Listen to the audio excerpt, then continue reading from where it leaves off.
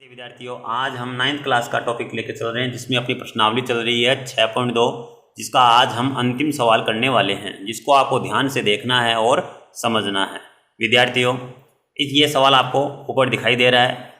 अब इस सवाल को मैं थोड़ा समझा देता हूँ। इस सवाल में आपको ये कहा हुआ है कि ये PQ और RS है वो समांतर दर्पण हैं और दोनों ही समतल दर्पण हैं। तो विद्यार्थियों, आगे AP है वो आपतित किरण है और यहाँ टकराने के बाद ये इस ओर मुड़ जाती है, यानी ये परावर्तित हो जाती है। क्या हो जाती है?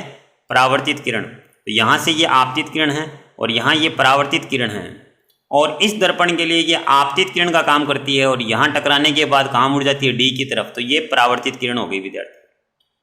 आपतित किरण ये बीच में क्या है विद्यार्थियों? विज्ञान में आपने पढ़ा होगा, दर्पण समतल दर्पण होता है, उस पर ये क्या होता है? अभिलंब होता है। क्या होता है? अभिलंब। तो आपतित किरण अभिलंब के साथ जो कोण बनाती है उसे बोलते हैं हम आपतन कोण। क्या बोलते हैं? आपतन कोण। और अभिलंब परावर्तित किरण के साथ जो कोण बनाता है वो होता है इसका परावर्तन कोण। इसको नंबर दे देते हैं हम 1 और 2। इसी प्रकार ये अभिलंब है इस दर्पण के लिए, तो ये हो गया इसका आपतन कोण और ये इसका हो गया परावर्तन कोण। विद्यार्थियों, आपतन कोण का मान हमेशा परावर्तन कोण के बराबर होता है। आपतन कोण का मान हमेशा परावर्तन कोण के बराबर होता है। तो हम लिख देते हैं जो हमें दिया गया है। हमें दिया हुआ है कि PQ समांतर RS,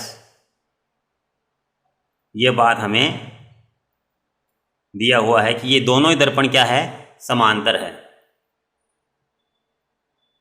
BL तथा CM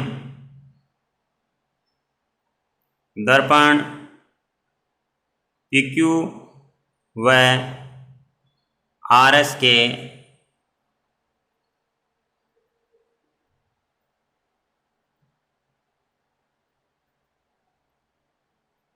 अभिलंब है। ये क्या है विद्यार्थियों? इनके अभिलंब है। अभी हम जानते हैं कि विद्यार्थियों कि अभिलंब के साथ आपतित किरण जो कोण बनाती है उसे बोलते हैं हम आपतन कोण। तो हम लिख देंगे, हम जानते हैं कि आपतन कोण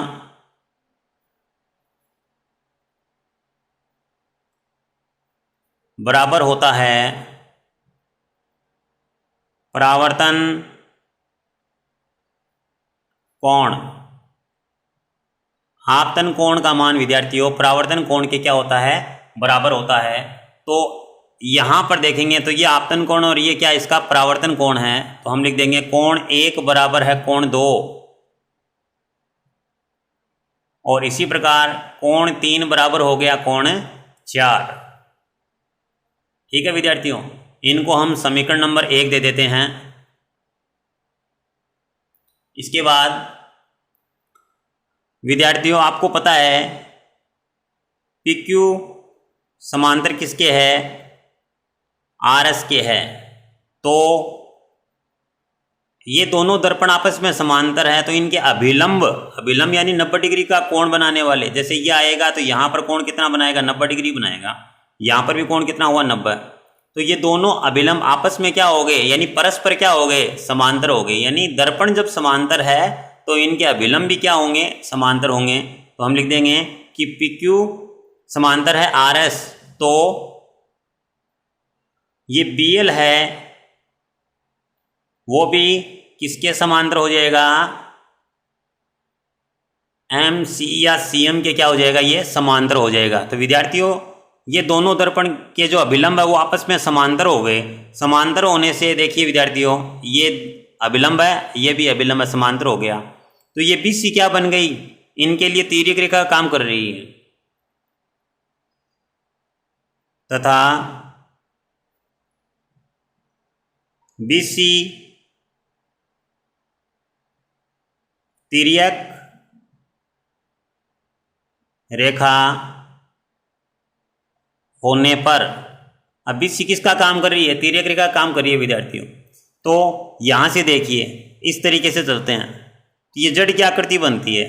तो यहाँ से कोण 2 है वो बराबर हो जाता है कोण 3 के। हम लिख देंगे एकांतर कोण। एकांतर कोण, जड़ की आकृति में जब कोण बराबर होते हैं तो कौन सा कोण बनता है? एकांतर कोण। ये एकांतर कोण हो गए। अब ये बराबर है विद्यार्थियों, और बराबर को किसी संख्या से गुणा करते हैं तो हम लिखेंगे 2 से दोनों पक्षों को गुणा करने पर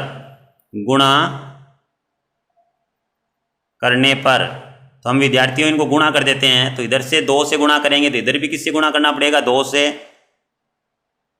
इधर 2 से गुणा कर दिया विद्यार्थियों, तो इधर भी किससे गुणा कर दिया? अब ये 2 कोण है वो कितनी बार हो गया? 2 बार हो गया। और 3 कोण है वो भी कितनी बार हो गया? 2 बार। हम लिख देते हैं कोण 2 प्लस कोण 2, ये इधर हो गया कोण 3 प्लस कोण 3। ये 2 बार था, 2 बार लिख दिया। अब यहाँ से देखिए 2 किसके बराबर है? 1 के। तो हम लिख देंगे यहाँ पर कोण 1 लिख दिया और यहाँ 3 लिख दिया। और 3 किसके बराबर है? देखिए 4 के। तो यहाँ पर क्या आ गया आपका? 4। अब यहाँ लिख देते हैं हम समीकरण 1 से।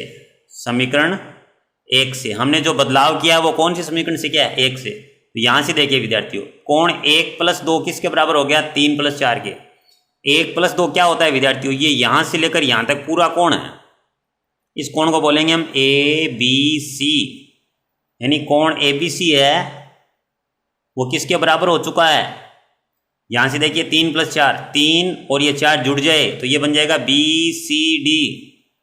कोण BCD ये इसके बराबर हो चुका है विद्यार्थियों, यानी कोण ABC किसके बराबर हो चुका है?